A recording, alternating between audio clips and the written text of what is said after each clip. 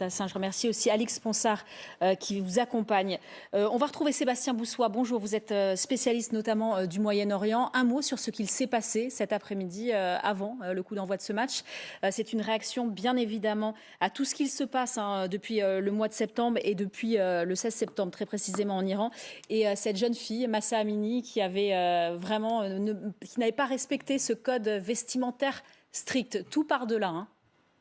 Oui, je dirais que pour une fois, les critiques, pour le coup, ne sont pas portées contre le Qatar, mais bien l'équipe iranienne qui se considère comme l'équipe de football du peuple et qui d'ailleurs est très proche et suit évidemment les mouvements depuis malheureusement la mort de cette jeune fille. C'est pas la première fois qu'ils ont protesté et apporté un geste politique fort, puisque fin septembre déjà, ils avaient couvert leur maillot lors d'un match, justement pour cacher le, à la fois, on savait que c'était l'équipe iranienne, évidemment, mais en tout cas, c'était un geste symbolique pour masquer, évidemment, la symbolique et le rapport à leur pays. Ce qui est intéressant aussi, c'est qu'il n'y a pas que les joueurs qui ont refusé d'entonner l'hymne national au début du match qui a lieu en ce moment. Il y a aussi les supporters qui ont hué l'hymne quand il a été joué du coup instrumentalement parlant. Donc je crois que pendant que certains effectivement disent que une Coupe du Monde où le football ne peut pas être politisé, votre journaliste l'a dit très justement, c'est que c'est aussi une caisse de résonance pour un certain nombre de pays pour peut-être aussi se faire entendre. Alors c'est la question aussi de savoir si à nouveau ce type de situation ou ce type de d'écho d'une situation politique interne doit être reprise dans le cadre d'un championnat ou d'une telle organisation. En tout cas, en ce qui concerne l'équipe iranienne, c'est assez régulier et c'est évidemment extrêmement courageux de leur part, puisque comme ça a été dit précédemment, on est dans une situation où les familles de ces joueurs sont en Iran et que la répression a bien montré qu'elle n'était pas près de faiblir. Ouais, on nous dit que les joueurs ont gardé le visage totalement impassible. D'ailleurs, vous le voyez, on a des photos qui nous parviennent. Mais sur le banc, il y avait un membre de la délégation qui le chantait tout de même, cet hymne iranien. Est-ce qu'on assiste à cette multiplication de gestes symboliques comme ça au sein des sportifs iraniens, Sébastien Boussois, en ce moment? Je crois qu'il faut, alors évidemment le football est hautement important et le football a aussi beaucoup d'importance alors dans le monde musulman en général et dans des pays de la région comme la Turquie ou comme l'Iran qui ne sont pas arabes. Je crois qu'on est à un carrefour de ce qui est en train de se passer en Iran, à la fois des manifestations qui ont duré extrêmement longtemps, qui se sont intensifiées. Certains parlent du risque à un moment ou un autre de renversement du régime. Je n'en suis pas encore véritablement à là. Il y a évidemment des manifestations violentes et il y a des symboles. Un régime ne tombe pas uniquement par des manifestations et il ne tombe pas uniquement par des symboles. Mais en tout cas, évidemment, c'est à nouveau une nouvelle alerte qui est lancée au régime et aux gardiens de la révolution. Est-ce que pour autant ça va faire évoluer ce régime? Ça, c'est évidemment une vraie question qui est ouverte. En tout cas, ce qu'a fait l'équipe iranienne aujourd'hui est un acte évidemment qui aura des répercussions, en tout cas qui aura eu un écho, on peut l'imaginer, extrêmement fort à Téhéran. Alors restez avec nous, Sébastien Boussois. On va revenir à une séquence forte du week-end. Une femme est dans le métro en Iran. Elle refuse de porter son voile. Écoutez ce qu'elle répond quand justement il se passe ces phénomènes de révolte notamment.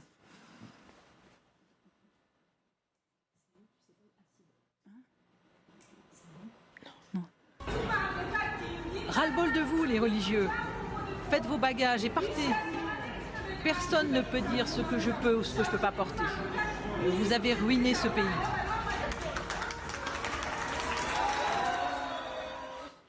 Sébastien Boussois, il y a aussi vous ne voyez pas un soulèvement pour l'instant, ou tout du moins, ou un renversement du régime. Néanmoins, est-ce que ces réactions de la population se multiplient? Est-ce qu'on assiste aussi à de plus en plus de révoltes au sein de cette population qui voudrait pouvoir s'habiller comme elle le souhaite?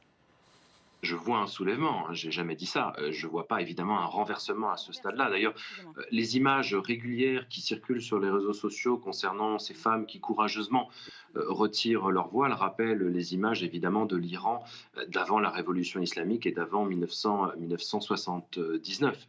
Ce qui est aussi très fort, c'est que vous voyez que des hommes prennent part, et des jeunes hommes souvent prennent part aussi à cet acte symbolique. On a pu voir un certain nombre d'images de mollahs dont certains jeunes retiraient évidemment le turban comme un acte très fort. Donc d'un côté, les femmes qui disent on en a ras-le-bol et on ne veut plus porter ce voile, et qui ont apprêté aussi évidemment leurs cheveux pour, je dirais pas pour l'occasion, mais en tout cas, on voit bien qu'elles sont dans cette volonté de se libérer. Et de l'autre côté, beaucoup de jeunes et beaucoup d'hommes qui défient les mollahs, qui souvent d'ailleurs dans toutes les images qu'on voit restent totalement impassibles, comme s'ils étaient hors sol et absolument pas dans la capacité de comprendre aussi en réalité ce qui se passe.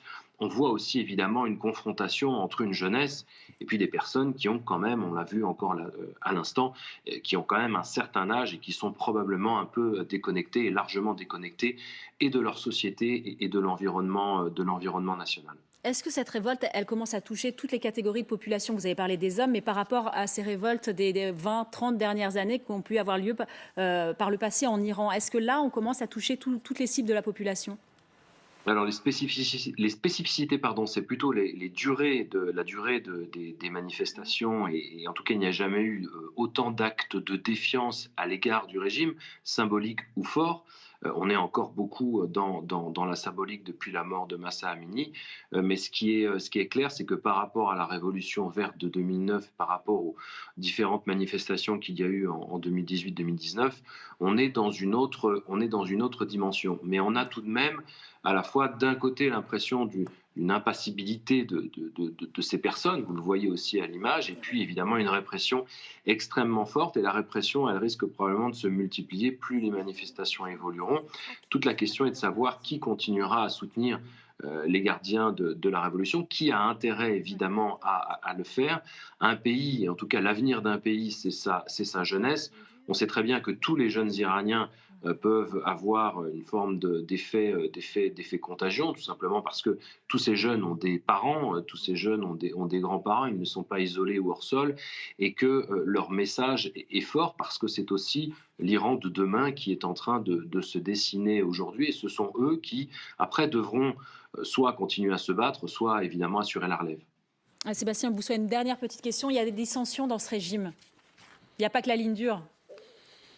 Oui, il y a eu toute cette période avec les prétendus réformateurs, les ultra-conservateurs, et puis certains enturbanés qui paraissaient plus réformateurs que d'autres. Quand on avait un Mahmoud Ahmadinejad, qui a été l'ancien président iranien parmi les plus radicaux, les plus problématiques pour l'unité du pays et pour l'image du pays. Évidemment qu'il n'y a pas d'unité, il y a les gardiens de la révolution, il y a aujourd'hui un net passage de pouvoir aussi qui va vers les pasdaran, c'est-à-dire tout le corps armé des gardiens, et ce sont ceux-là qui petit à petit aussi prennent la main. Les dissensions même au sein du régime se feront comme dans d'autres pays, soit avec la durée des manifestations, soit avec des actes beaucoup plus violents, soit quand le contre-coup des répressions se fera de manière plus populaire, et que là, il y aura un soulèvement populaire pour protester contre ces protestations et pour essayer effectivement de fissurer le régime, de multiplier les tensions et d'essayer d'isoler au maximum progressivement les gardiens de la révolution qui, après, on peut l'espérer ou l'imaginer, ne représenteront plus presque qu'eux-mêmes. Merci Sébastien Boussois, merci infiniment d'avoir réagi sur notre antenne. Je voulais revenir à ce que disait Emmanuel Macron, et il vous l'a dit, on va en parler dans quelques instants Catherine, sur cette politisation ou non du sport. Écoutons-le, c'était à Bangkok la semaine dernière. Je pense qu'il ne faut pas politiser le sport. Et que la question soit climatique ou qu'elle soit des droits de l'homme, il ne faut pas se les poser à chaque fois que l'événement est là. C'est au moment où on l'attribue qu'on doit se la poser. Alors là, Emmanuel Macron parlait de l'attribution de cette Coupe du Monde au